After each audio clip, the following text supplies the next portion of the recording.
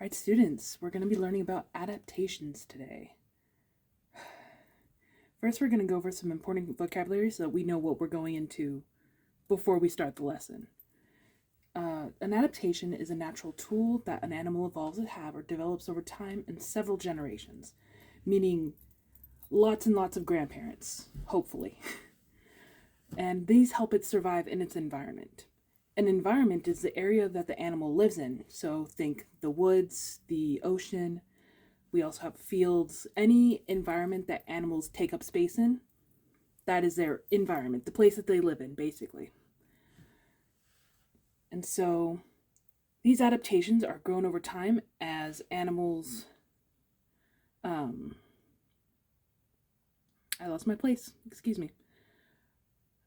These adaptations are grown over time so that they can survive longer, they reproduce, and they get passed on from mom to kid and dad to kid along the family line, and these help it survive. My phone's blowing up. So, some examples of these adaptations are giraffes having very long necks to reach food at the top of the trees.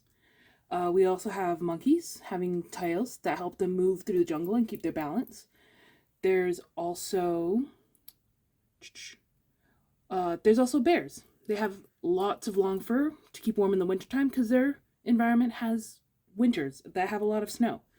You need something to keep warm. And so, there are several things that can cause these adaptations. And they usually develop over years and years and years. Thousands of years, actually. So, the examples that we're going to be using today are food, and we're also going to be looking at environment causing the adaptation. So think camouflage, something that helps the animal survive because of how it looks. And you also have reproduction, the method of animals making more of themselves. Yes, you can laugh, it's funny. So let's start with food. We're going to look at a giraffe. We have our giraffe. They have a lovely, nice, long neck. They do not always have lovely, nice, long necks. They live in a savanna, and in savannas it is very dry. There is not a lot of grass, and the grass that does grow is very, very low to the ground. But a lot of other animals in the savanna are very low to the ground. So, what does a giraffe do? It looked up. It was like, oh, there's food up there. Let me just stretch a little bit. And it got to the food. And so eventually, the giraffe was able to reach a little bit higher because the giraffes with longer necks were reaching food that was low competition. And so they passed on that trait to their children. And their necks got a little bit longer. The ones with longer necks reproduced. And so that passed on and passed on and passed on. And so eventually you have these giraffes with much longer necks that didn't have to compete for the food low on the ground. They competed for the trees. And that's how they ended up surviving. They adapted to their environment so that they had less competition for food.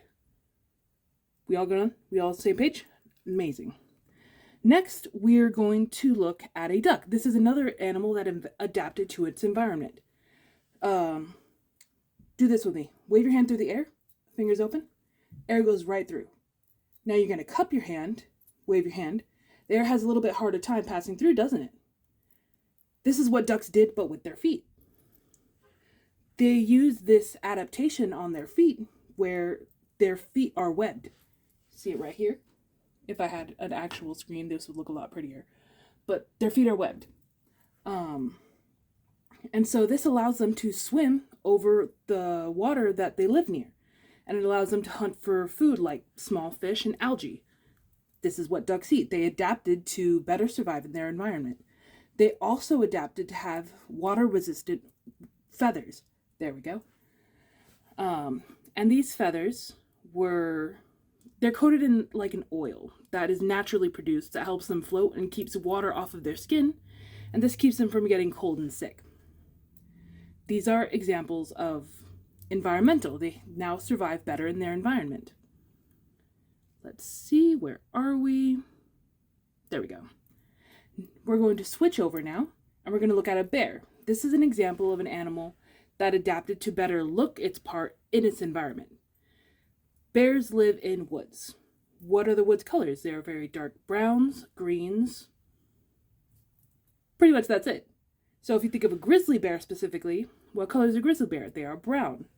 Prey do not have good eyesight. They see everything and it's the same color. They think they are safe. So now bears evolve and they have these brown dark coats and their prey cannot see them as well. So they are able to better hunt their food, and so they are camouflaged, now better surviving in their environment. They also develop very soft, cushy pads on their feet. I forgot my pad. I had one. But so that they cannot be heard as well in the woods. This allows them to better sneak up on their prey. And this is an example of camouflage and adapting once again to their environment. Lastly, we are going to look at a starfish. And for the starfish, we're going to be looking at reproduction, because some starfish reproduce in this very fantastic way in that they reproduce asexually, meaning that they do not need another starfish to reproduce. They do this very interesting thing where they split themselves down the middle. Don't try that at home, it's not healthy, and you will end up in the hospital. But they will split themselves down the middle, and because they have adapted to reproducing this way, they will regrow the missing parts of those two halves, and now instead of one whole starfish, you have two starfish. I think it's fantastic. And they can keep on reproducing this way. Therefore, they have adapted to reproduce and keep on reproducing without needing something else. How do we feel? Do we have a good idea of what some adaptations might be? Let's try.